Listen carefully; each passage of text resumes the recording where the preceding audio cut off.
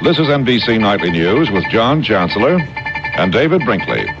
Tonight, Tuesday, May 17th, reported from the NBC News Center in New York. Good evening.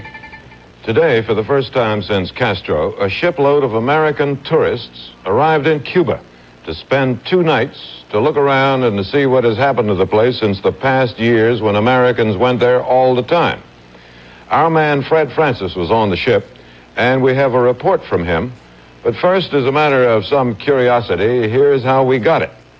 From Cuba to a Russian satellite, the only one that works from Cuba, to Prague, Czechoslovakia, from there back to the ground and by cable to Frankfurt, Germany, and from there by an American satellite back to New York.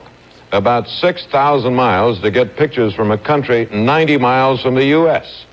By that roundabout route, here's Fred Francis in Cuba.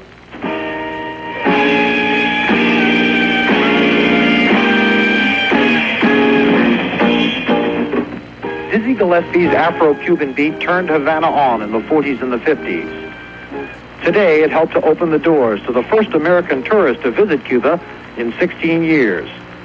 320 Americans booked passage on the Greek cruise ship Daphne from New Orleans. Because they are the first, it was an historic cruise. Some came for the adventure, some just to hear jazz greats Gillespie, Stan Getz, and Earl Father Hines. All were excited that Fidel Castro wanted Cubans to hear American jazz with Americans present. Tomorrow night, these Americans will sit with Cubans at Havana's National Theater. They're all hoping Fidel Castro will attend the jazz concert. The presence of these tourists in Havana is another milestone in the marathon of amenities lately, like basketball diplomacy and negotiations on fishing rights. Amenities that many believe will soon lead to renewed relations between Cuba and America. Most of the passengers aboard the Daphne hope that relations are resumed soon. Many were happy that they're part of breaking down America's policies towards Cuba. Mr. and Mrs. Herb Freed from Miami Beach feel that way. They booked the cruise before Havana was a scheduled stop. They decided to go despite friends who urged them to forget Cuba. We deal with the Soviet Union. We deal with the People's Republic of China.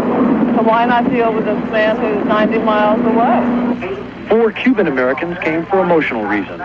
Sergio and Dulce Fuentes and Carlos and Maria Bono left Cuba in the early 50s. They came to see brothers and sisters and visit the graves of their parents. But the Cuban government is still undecided about letting them go ashore.